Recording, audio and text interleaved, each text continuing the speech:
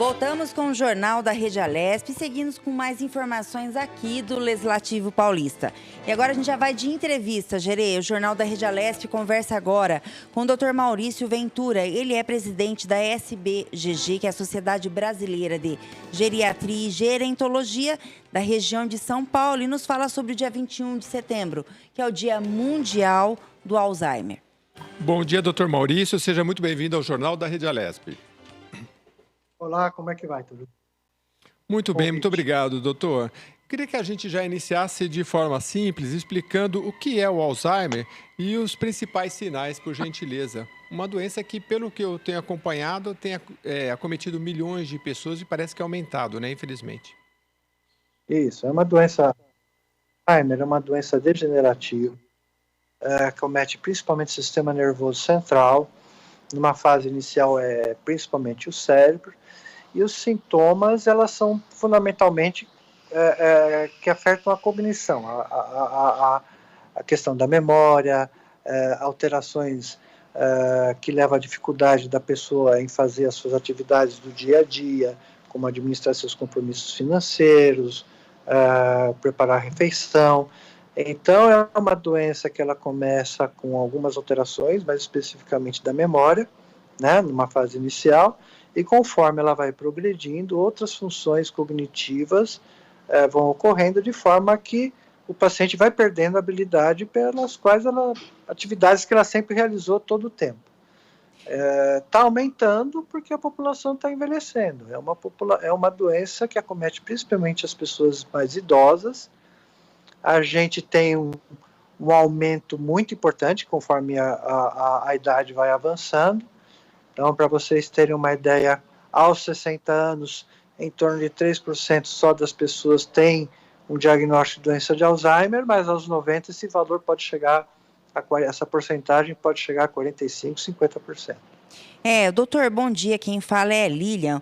Doutor, existe algum fator de risco para o desenvolvimento da doença? Ela pode estar ligada a algum fator genético ou não? Sim, existem famílias, apesar de existirem famílias em que a doença de Alzheimer ela é bastante frequente, prevalente, a gente não sabe exatamente como é que ocorre essa transmissão. Então, a gente não consegue ainda, nesse momento, dar um valor, uma estimativa tipo assim, porque o seu pai tem Alzheimer, você tem 50%, 40%, 60% de chance de ter Alzheimer conforme você vai envelhecendo. Então, não existe ainda uma relação bem definida, porque provavelmente existem muitas influências genéticas que acabam favorecendo o aparecimento da doença. Para vocês terem uma ideia, até fatores de risco de problemas cardíacos, eles interferem no aparecimento da doença de Alzheimer. Então, se o paciente é hipertenso, por exemplo, se for um hipertenso mal controlado, as chances dele eventualmente desenvolver a doença de Alzheimer é maior do que alguém que não seja hipertenso ou eventualmente de alguém que seja um hipertenso bem controlado. E assim por diante, se ele tem o colesterol alto, se ele tem o diabetes alto. Então, se a gente estiver falando hoje em dia em prevenção, uma das questões que é importante a gente tá avaliando e orientando é o controle de pressão alta, controle de colesterol, esses fatores que aumentam o risco de doenças cardíacas, doenças vasculares, cerebrais, é importante também para a prevenção da doença de Alzheimer. Agora, doutor, o Alzheimer é uma doença, então, do cérebro, é uma doença neurológica, e eu pergunto isso para saber qual é a importância da questão física e a questão psicológica, como depressão, por exemplo. Porque, veja só, as coisas elas não são separadas, né? Então, a pessoa que faz uma atividade física, a pessoa que tem um bom relacionamento social, né, são pessoas que têm menos risco de desenvolver doença de Alzheimer. Apesar de, a partir dos 30 anos, a gente ter uma progressiva perda de neurônios, a gente consegue melhorar a comunicação entre esses neurônios conforme a gente vai envelhecendo. Então, a prática de um exercício físico, qualquer que seja ele, ginástica, corrida, natação, dança de salão, a integração social, né? A pessoa que sai, vai no cinema, vai no teatro, convive com outras pessoas, são estimulantes, né, do bom funcionamento do cérebro. A depressão, a gente tem um capítulo, inclusive, à parte. Quando a depressão começa numa faixa etária mais avançada, eventualmente ele já pode ser os sintomas iniciais da própria demência, da própria doença de Alzheimer, né? Então, é claro que se o paciente está mais isolado socialmente, está menos ativo fisicamente, psicologicamente mais abatido, digamos assim, menos estimulado, o risco da doença aparecer e se desenvolver é maior nessa população, nessas pessoas. Ô, doutor, é possível prevenir o Alzheimer ou dar deixar você ficar mais tardio? E também tem um mito, não sei se é mito ou é verdade. Jogos de leitura, eles falam que jogo de logística, ler bastante, fazer palavra cruzada, ajuda também a prevenir o Alzheimer. Isso é verídico ou não? Veja só, conforme eu estava comentando com vocês, a forma de prevenção, de retardar o aparecimento de Alzheimer, passa por diversas coisas. Passa por controle de sua pressão, passa pelo controle do seu colesterol. Toda essa parte física, ela tem que estar bem controlada para você ter uma chance menor de desenvolver doença de Alzheimer. A estimulação cerebral, ela é importante, tá? Você perguntou para mim, jogos de logística, palavras cruzadas. Eu acho que são coisas interessantes para serem feitas desde que a pessoa goste de fazer. Não adianta eu chegar para uma pessoa de 60 anos, 70 anos, com algum problema de memória, nunca fez palavra cruzada na vida. Olha, o senhor precisa fazer palavra cruzada. Ele vai responder para mim, doutor, eu nunca fiz palavra cruzada na vida, eu não gosto de palavra cruzada. Então isso não vai estimular a cabeça dessa pessoa, não vai estimular o cérebro dessa pessoa. Então, quando a gente está falando em relação a estímulos, né, a gente precisa entender qual que é a atividade de interesse da pessoa, qual que é a área de interesse daquela pessoa. Né? Não adianta, de novo, orientar o paciente a fazer leitura se ele nunca pegou num livro, se ele nunca costumou a ler, enfim. Né? Mas é uma pessoa que, de repente, gosta de trabalhos manuais, então a gente tem que trabalhar nesse sentido, estimular a pessoa a fazer aquilo que gosta, a não ficar a não ficar parada sem fazer qualquer tipo de atividade. Ela tem que elaborar um projeto dentro daquilo que realmente é a área de interesse dele, que é o que vai acabar estimulando a que ele se mantenha ativo, não só fisicamente, como mentalmente também.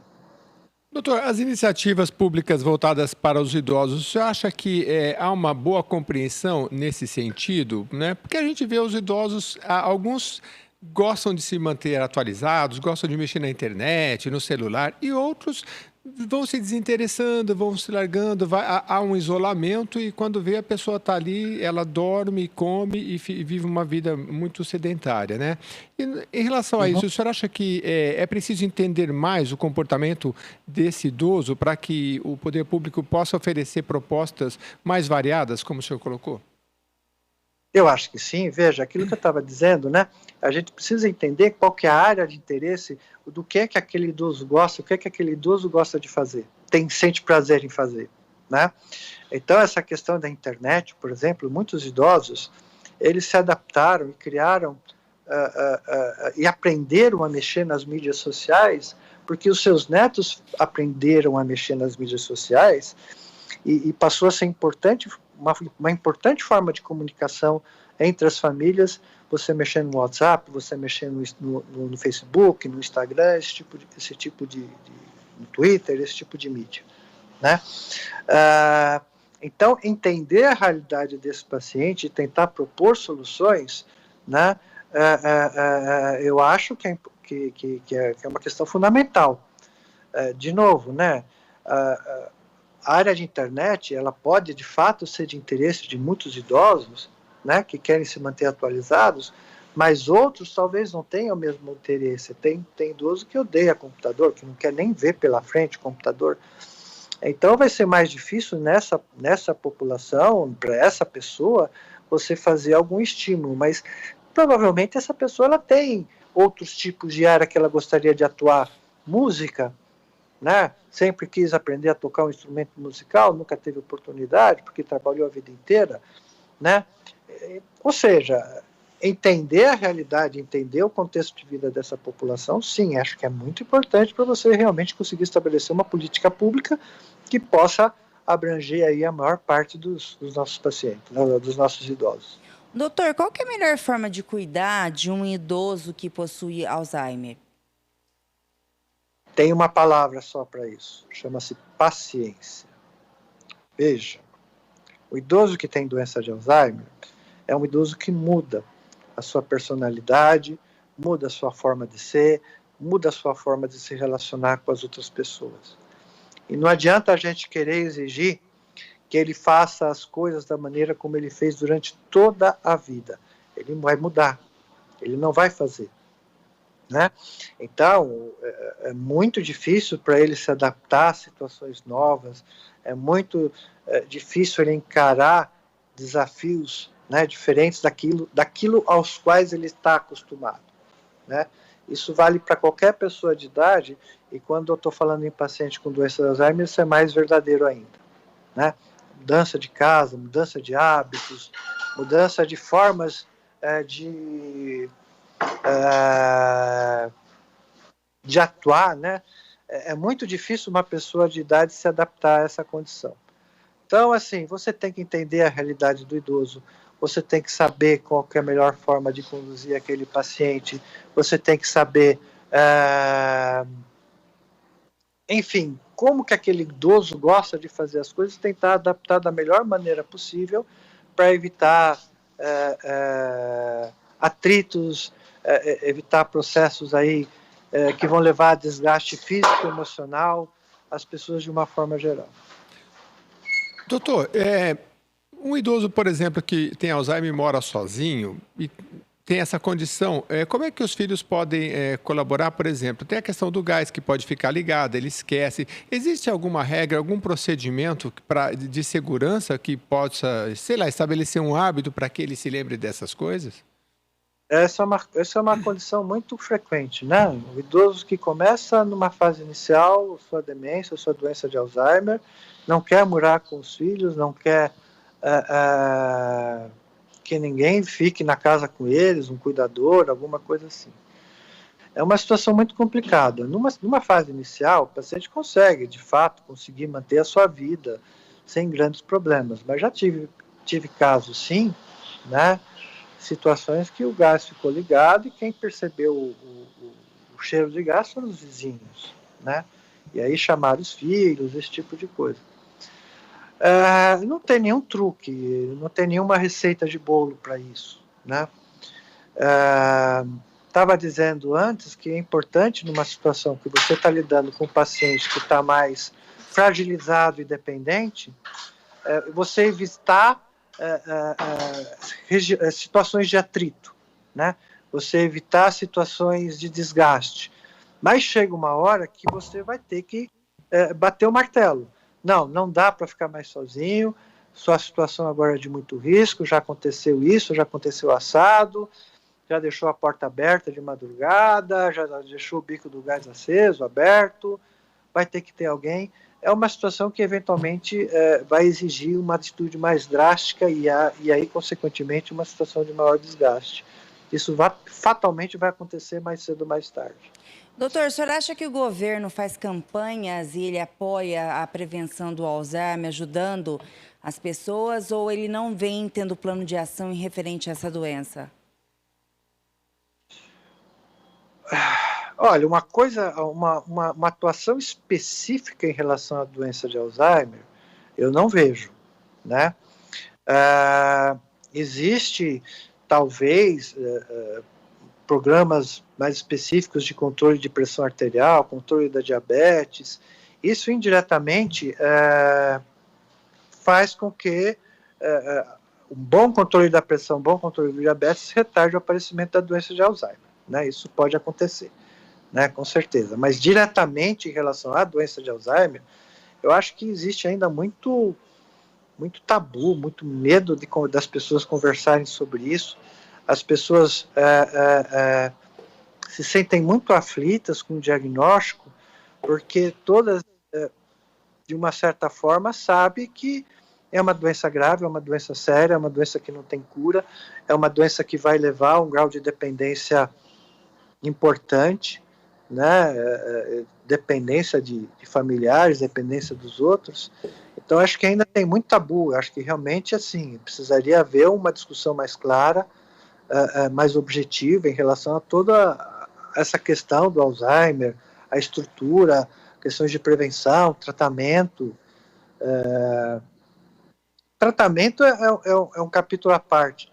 No programa de medicamento de alto custo do Ministério, existem os remédios, sim, à disposição para você fazer o tratamento da doença de Alzheimer, né? Mas, assim, o mais importante que eu acho realmente é essa questão da prevenção, da educação, de como lidar, né? Das pessoas entenderem o que é a doença, que não é o velhinho que está fazendo uma birra de não querer sair de casa, enfim, é o velhinho que está ficando doente, né? Eu acho que esse entendimento realmente falta nas pessoas de uma forma geral. Doutora, a partir de um diagnóstico de Alzheimer, que uma pessoa, quanto tempo essa pessoa ela tem de vida? Isso é muito variável. Entenda assim, a doença de Alzheimer não é diretamente uma causa de morte, tá? A doença de Alzheimer, ela começa como uma doença de origem no cérebro, né? Os problemas são eminentemente de ordem cognitiva, raciocínio, pensamento, comportamento, mas conforme a doença vai progredindo, ela vai trazendo problemas físicos, né? Então, ele vai ficando mais frágil, ele vai ficando mais fraco fisicamente, o sistema de defesa do corpo também vai se fragilizando, vai ficando cada mais incapaz de combater as infecções, né? E fatalmente a causa de falecimento de um paciente com doença de Alzheimer normalmente é uma infecção que acomete um corpo muito fraco, muito fragilizado. Se só o problema da doença, se o problema de saúde do paciente for exclusivamente doença de Alzheimer, esse processo às vezes demora 10 anos, 15 anos, né? Mas se a pessoa, além da doença de Alzheimer, já tem outros problemas de saúde, tem problemas de coração, tem problemas de pulmão, eventualmente um câncer, é claro que esse processo de fragilização, ele ocorre de uma forma muito mais rápida, né? Então, eventualmente, essa situação de falecimento pode acontecer em, sei lá, 4, 5 anos. Então, é muito variável, depende da progressão da doença, depende do início, que idade que iniciou a doença, depende de outros fatores associados que possam eventualmente estar ajudando a doença a progredir ou não, né? Depende do amparo familiar que esse paciente tem, né? Depende de uma série de coisas, mas é mais ou menos por aí.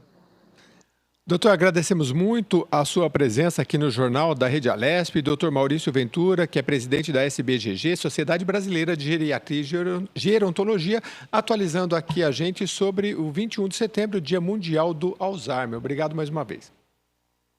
Imagina, eu que agradeço e estamos à disposição. Obrigada, doutor, e tenha uma boa tarde.